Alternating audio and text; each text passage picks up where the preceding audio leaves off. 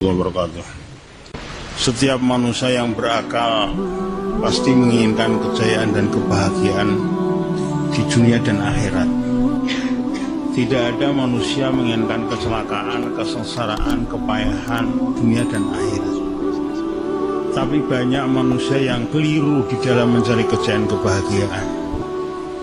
Menyangka kejayaan kebahagiaan kalau di dalam harta yang banyak, ringgit yang banyak. Apa sih yang bisa dibeli dengan harta? Harta hanya bisa membeli makanan enak, tapi enaknya makan nggak bisa dibeli. Makanan enak bisa dibeli, tapi enaknya makan nggak bisa dibeli. Ada seorang dari barat sana, kaya raya, mengadakan pesta, mengundang orang banyak. Makanannya enak-enak karena orang kaya.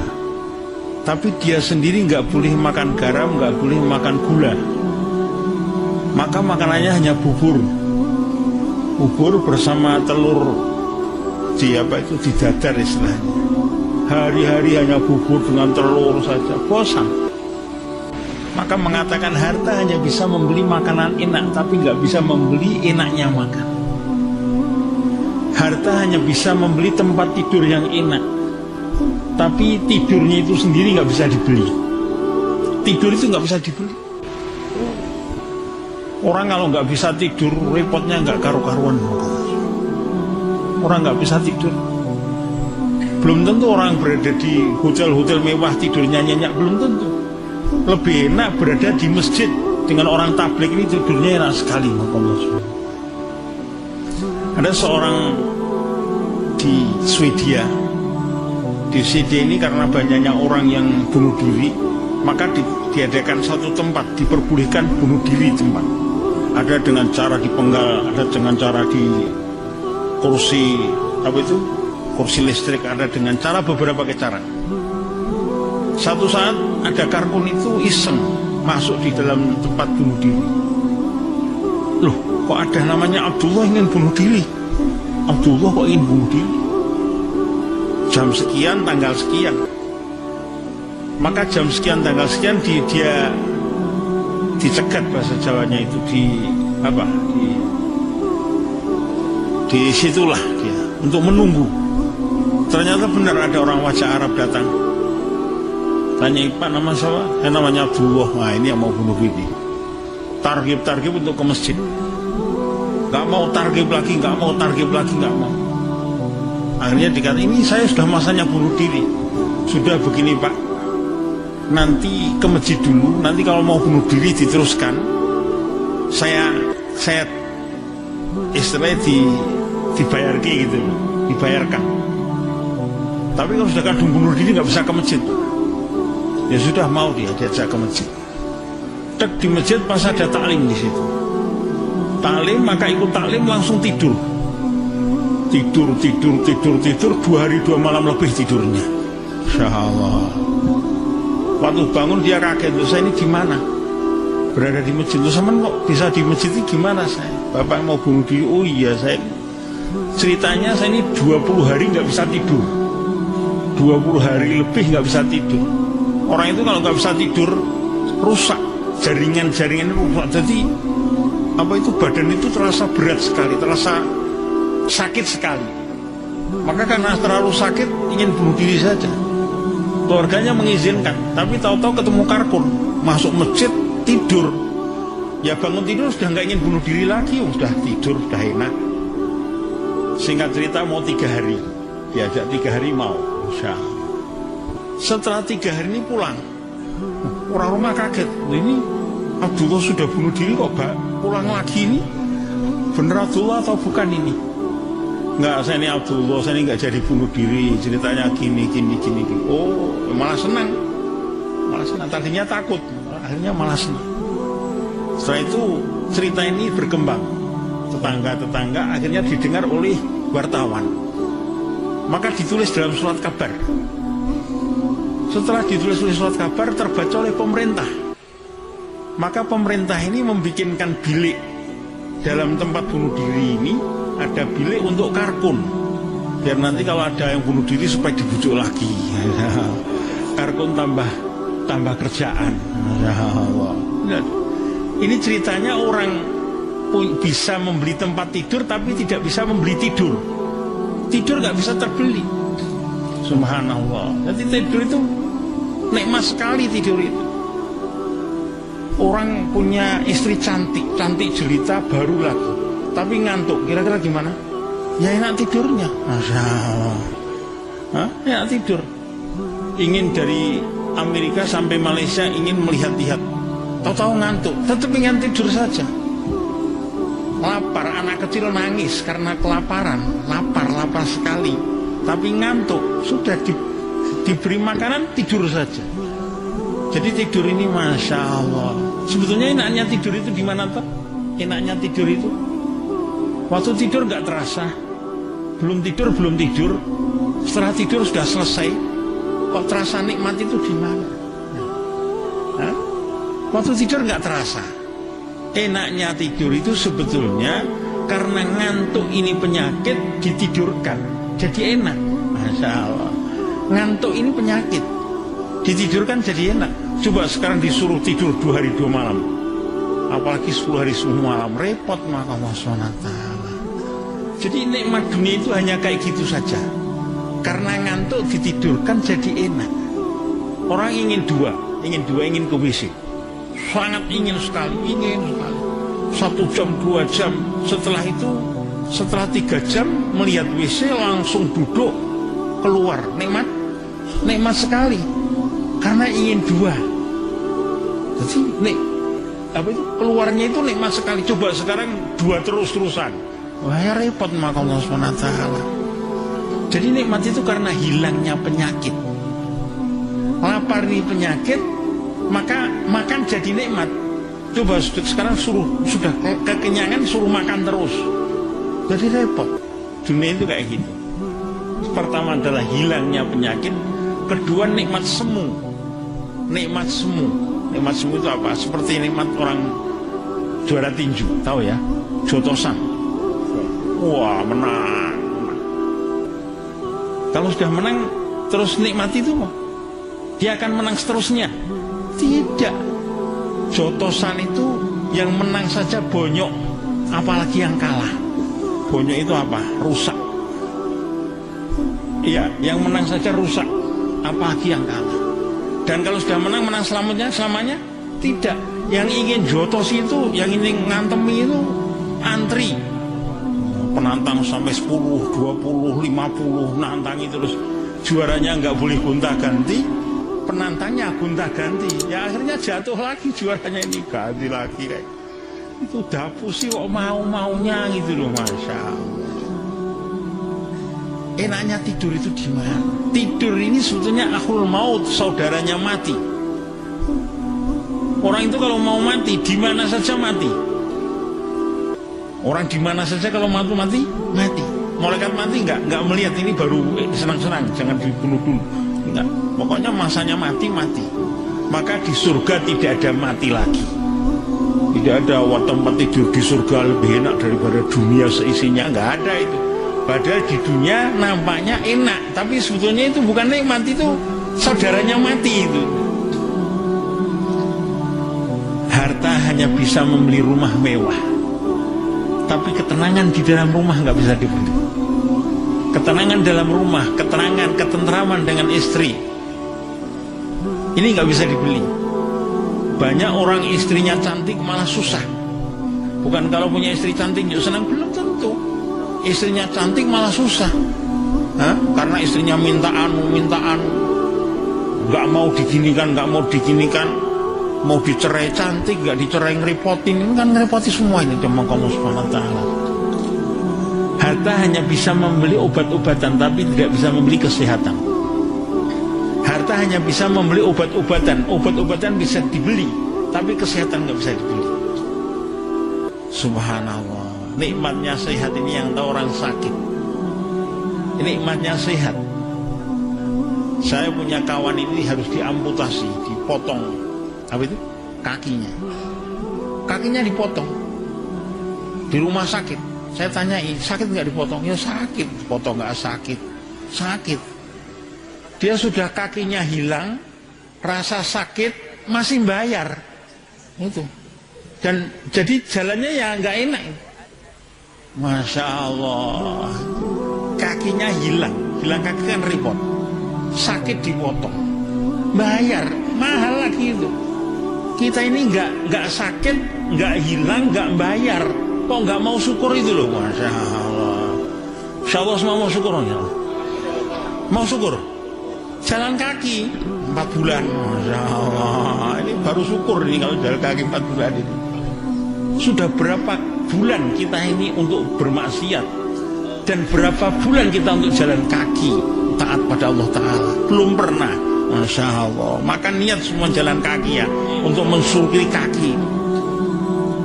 Yang tahu nikmatnya sehat ini orang sakit, ini baru tahu nikmatnya sehat. Masya Allah, inilah doa Allah SWT. Orang dituduh sok duri, matanya sedikit saja ditusuk duri, sudah sakitnya. Kalau dokter tidak bisa nambani, maka dunia seisinya nggak punya arti. Kalau dokter nggak bisa nambani dengan sakit yang mata itu, sakit, ini dunia seisinya nggak punya arti. Orang punya Malaysia seisinya, dunia seisinya, sakit nggak bisa kentut, kira-kira gimana?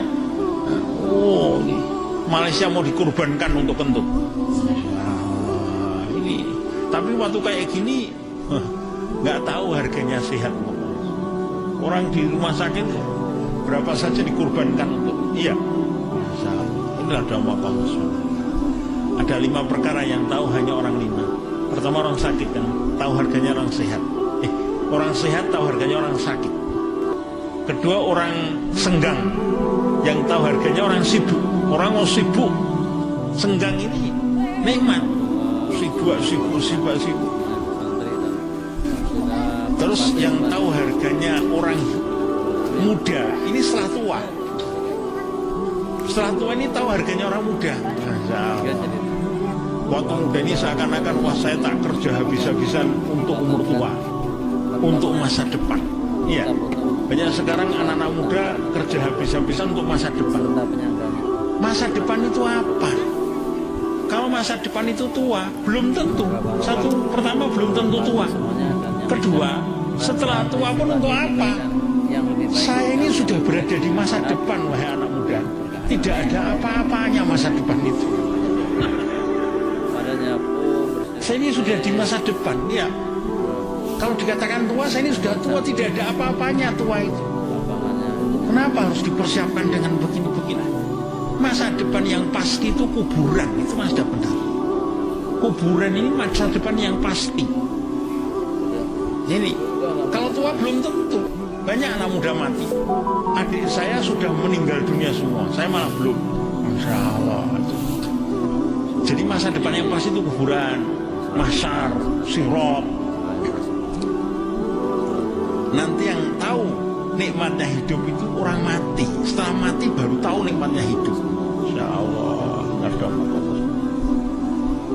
Sekarang di mana letak kejayaan dan kebahagiaan manusia di dunia dan akhirat? Allah Maha Kuasa. Bukan di dalam kekayaan. Kalau dalam kekayaan, di mana-mana orang kaya lebih sedikit daripada orang miskin. Bukan dalam pangkat. Pangkat itu malah yang jadi presiden Malaysia hanya 1 saja. Iya, Perdana Menterinya 1 saja. Nanti kepala negeri hanya 9 saja. Berapa di sini? 13 entah berapa. Nanti jadi bukan dalam pangkat, bukan di dalam harta. Terus di mana? Fitrah. Fa'akim maja kalitini hanifah fitratullahi lati fataran nasa 'alaiha. Maka hadapkanlah wajahmu dalam fitrah Hanifah, dini agama Hanifah yang lurus, yang bersih, yang suci. Fitratullah ini merupakan fitrah dari Allah Ta'ala. Kejayaan, kebahagiaan apabila sesuai dengan fitrah. Fitrahnya burung terbang, burung dalam sangkar, maka dia ingin terbang terus. Kalau burung dalam sangkar, karena fitrahnya terbang. Walaupun kalau terbang kadang-kadang makan, kadang-kadang tidak. Di sangkar diberi makan terus, tapi tetap nggak senang. Fitrahnya harimau di hutan, harimau masuk kota, bingung karena tidak sesuai dengan fitrah, bingung. Nah, apalagi dalam kerangkeng, dalam sangkar harimau, dalam sangkar, dalam apa itu kebun binatang, yo tambah nggak sesuai dengan fitrah. Fitrahnya ikan dalam air, ikan keluar dari air menggelepar karena tidak sesuai dengan fitrah. Fitrahnya manusia dalam agama, manusia tidak dalam agama menggelepar. Manusia tidak dalam agama menggelepar, menyangka kalau di pantai-pantai ada kebahagiaan, kejayaan. Dari Eropa pergi ke pantai Malaka untuk melihat apa itu ombak di sana. Kayak gitu 1 jam 2 jam senang, 1 hari 2 hari bosan. Ganti pantai Pasir Gudang sana 1 jam 2 jam senang, 1 hari 2 hari bosan. Pantai Terengganu, pantai-pantai di dunia sama saja, ombaknya kayak gitu-gitu aja. Iya, pantai-pantai di dunia ombaknya, di Indonesia, di Amerika itu ombaknya juga kayak gitu. Nggak ada ombak yang, kalau ombak tsunami itu baru berbeda itu, tapi malah mematikan mata Allah Subhanahu wa Ta'ala. Ini kalau ombak biasa itu lihat gunung-gunung di mana-mana kayak gitu-gitu aja. 1 jam 2 jam senang, 1 hari 2 hari bosan. Lihat sawah-sawah, pemandangan-pemandangan indah itu sebenarnya ngapusi semua itu, bohongan semua itu. Bukan di situ letak kejayaan kebahagiaan, tapi namanya menggelepar. Wah, sudah pokoknya ubah. Allah, sebetulnya di mana letak kejayaan kebahagiaan? Wa may yuti'illaha wa rasulahu faqad faza fauzan azima. Barang siapa taat kepada Allah dan Rasulnya, faqad faza. Faza ini dalam bahasa Arab fi'il madhi menunjukkan tahaqququl wuqu', pasti terjadi. Diberi kot lagi, pasti dan pasti lagi. Fauzan, pasti lagi. Azimah, besar lagi. Besar. Kalau yang mengatakan besar anak kecil, mungkin 100 ringgit sudah besar anak kecil. Kalau yang mengatakan itu kepala desa, kepala kampung, maka 100.000 ringgit atau 100 juta ringgit sudah besar. Kalau Perdana Menteri mungkin 100 miliar baru besar, 100 triliun baru besar.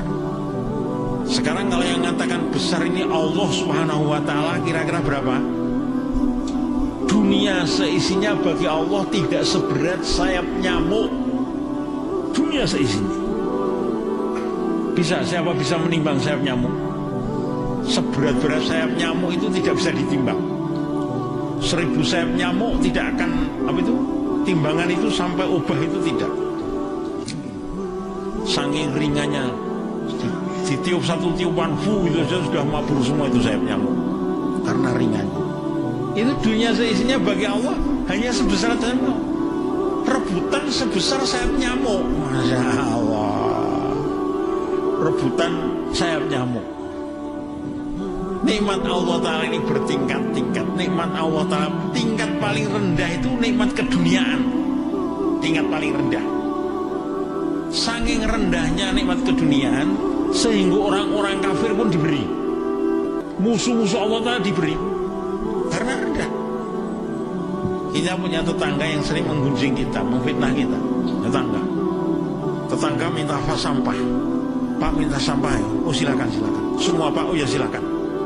Tetangga minta sampah yang sering menggunjing kita, kita beri. Karena sampah kita nggak senang pada sampah. Coba Pak minta uang 100 ringgit saja. Apa? Hari-hari gunjing 100 ringgit. Kalau sampah kita beri. Allah, dunia di sisi Allah nggak berharga seperti sampah di sisi kita. Maka orang-orang kafir, musuh-musuh Allah diberi saja. Tapi kita malah berebut. Ya Allah. Anak kecil nggak akan berebut jadi presiden. Anak kecil rebutan permen. Ya. Kalau kita ini rebutan dunia, ya seperti anak kecil rebutan permen itu dong, Allah Subhanahu wa Ta'ala. Rebutan gula-gula. Nikmat paling rendah sehingga orang kafir, fasik, munafik semua diberi. Semua manusia di dunia diberi. Nanti lebih tinggi daripada nikmat keduniaan adalah nikmat kesehatan. Nikmat kesehatan lebih tinggi daripada nikmat keduniaan. Ini Kebanyakan orang diberi yang sakit sedikit, yang di rumah sakit itu sedikit. Ini orang sehat. Nah, orang punya dunia seisinya, Malaysia seisinya, tidak bisa kentut, tadi sudah saya terangkan, hilang itu.